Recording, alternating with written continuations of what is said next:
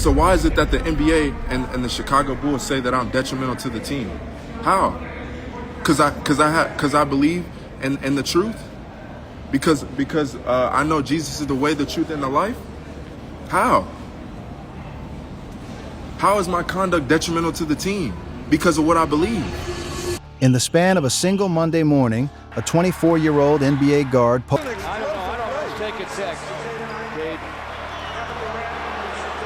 posted a video on Instagram that ended his career as he knew it.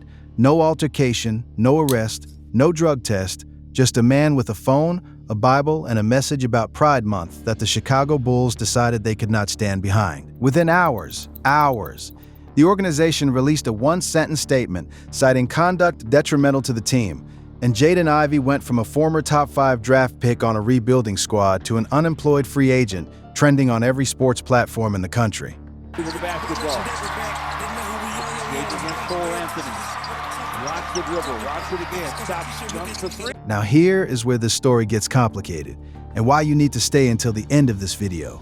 Because Jaden Ivey did not go quietly. After the Bulls waived him, he went straight back to Instagram Live, called the organization liars, and said something that had people online completely divided. Half the internet said good riddance. The other half said the man just said what he believed and got punished for it. By the time this day was over, a political figure had weighed in, an NFL player had weighed in, and the debate had jumped far beyond basketball. We are going to show you his exact reaction, what he said, how he said it, and what it means. But first, you need to understand everything that built up to this moment. Because this did not start with one video. This started months ago with a broken leg, a depression admission, a trade out of Detroit, and a guy who was slowly becoming someone nobody around him recognized. Stay with us. By the end of this video, you will have the full picture. To understand what happened today, you have to go back to 22. Purdue guard, 5-star recruit, a kid with bloodlines. His mother, Neil A. Ivey, was a Notre Dame legend who went on to become the head women's basketball coach at that very same school. His father, Javen Hunter, played in the NFL. Basketball was almost inevitable for Jaden, and when draft night came, Detroit took him 5th overall. With the 5th pick in the 2022 NBA Draft, the Detroit Pistons select Jaden Ivey from Purdue University. That first season, Jaden Ivey looked like money. 16.3 points per game as a rookie, 3.9 rebounds, 5.2 assists. He made the all-rookie team and gave the Pistons, a franchise that had not been relevant in years, something real to build around. Starting alongside Cade Cunningham, people around the league were watching Detroit's rebuild with genuine interest for the first time in a long time. He kept growing. Year 2, year 3, the jumper got cleaner, the handle got tighter. By the 2024-25 season, he was averaging 17.6 points per game, shooting 46% from the field, over 40% from 3. Detroit was in playoff contention, and Jaden Ivey was a major reason why. January 1st, 2025, Jaden Ivey breaks his fibula in a game against the Orlando Magic. Check him out. Coach is heading to the floor. Season over, just like that. Missing the second half of the season and the Pistons' playoff run clearly did something to Ivey. When he came back this season, sources around Detroit described a different person. He missed the first 15 games, undergoing an arthroscopic procedure on his right knee. When he finally returned, he was not the same player physically.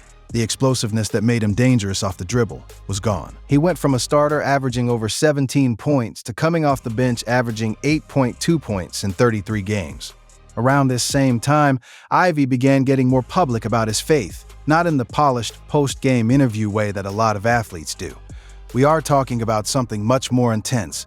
After a strong game earlier in his career, most players talk about the win.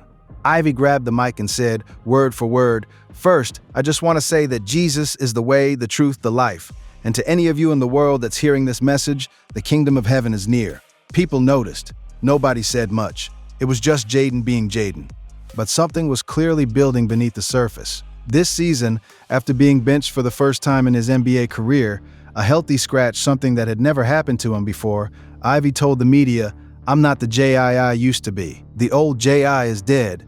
I'm alive in Christ no matter what the basketball setting is." NBA insider Evan Sidery flagged it publicly. He noted that Ivey had admitted to battling depression, had deleted his regular social media presence, and was now posting hour-long religious videos alone on Instagram. People in basketball circles started comparing what they were seeing to Titus Young, the former Detroit Lions receiver who went through a very public mental health breakdown.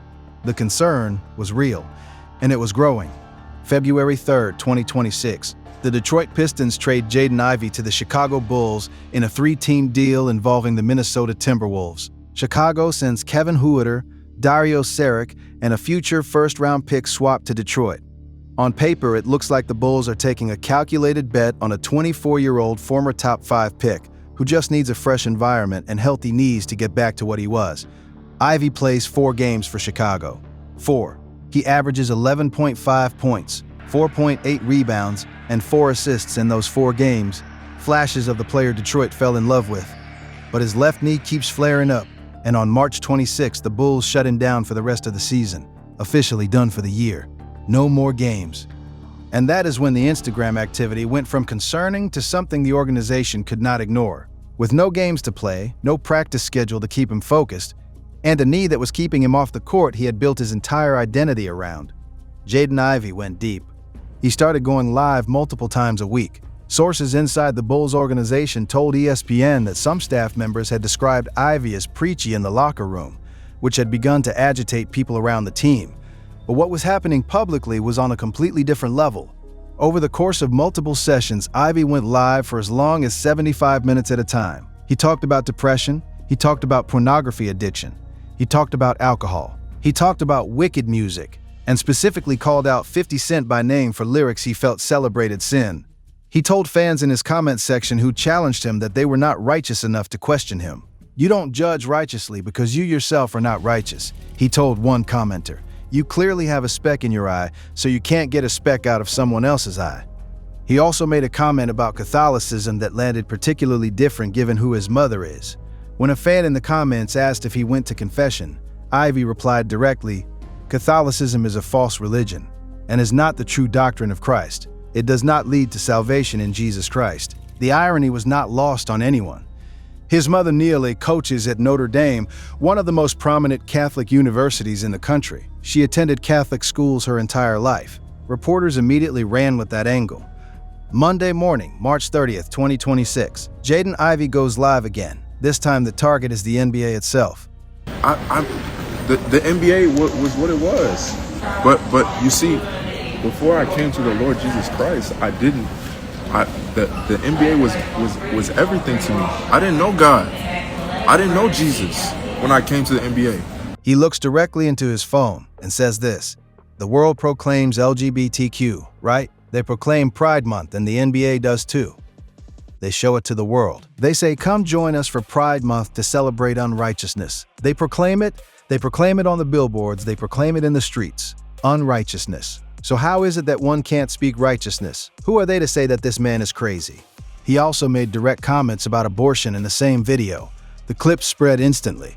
By mid-morning, it was on every NBA Twitter account, every sports media outlet, and every Reddit thread. The Chicago Sun-Times was actually the first outlet to report that the Bulls had already been working toward an exit strategy for Ivey before the video even dropped, meaning the organization had seen enough from the social media activity leading up to this moment. The Pride Month video was the final straw, but the kindling had been building for weeks.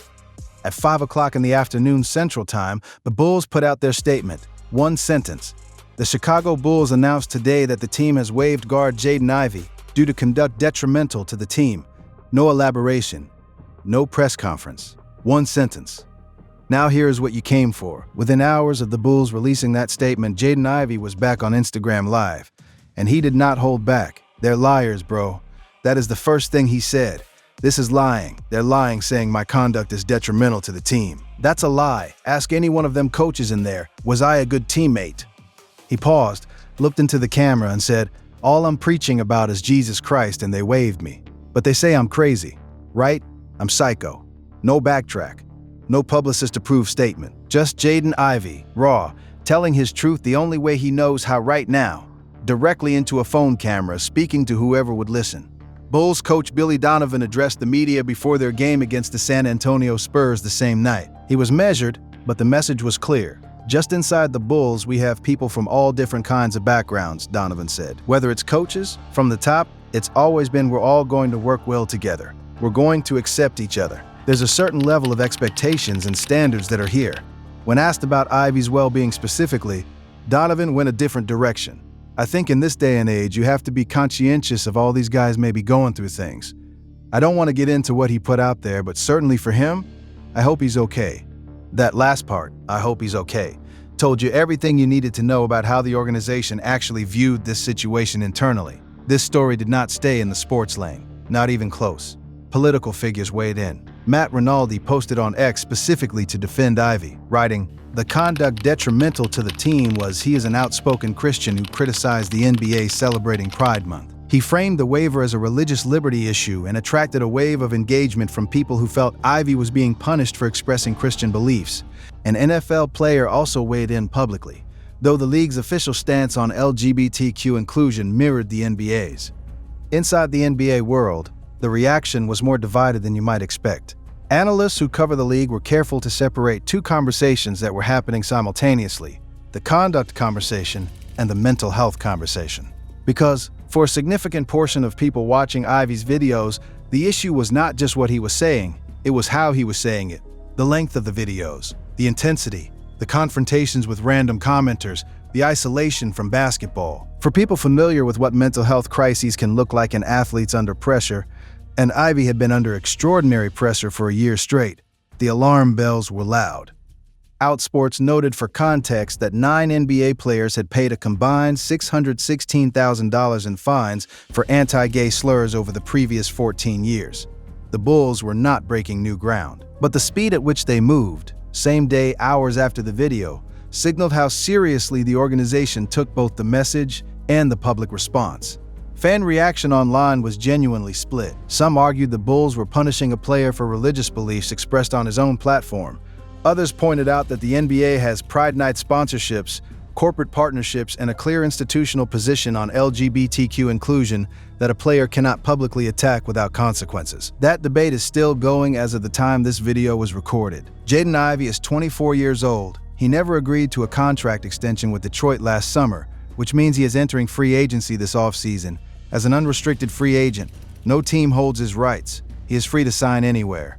The question is, will anyone sign him? Industry analysts are being direct. The consensus is that no NBA team will pursue Ivey seriously until there is either a public apology or a clear signal that the social media behavior has stopped. Even franchises actively looking for young backcourt talent, teams in tank mode, teams building through the draft, are going to think twice before attaching themselves to this situation. The risk-to-reward calculation does not work for most front offices right now. There is also the knee.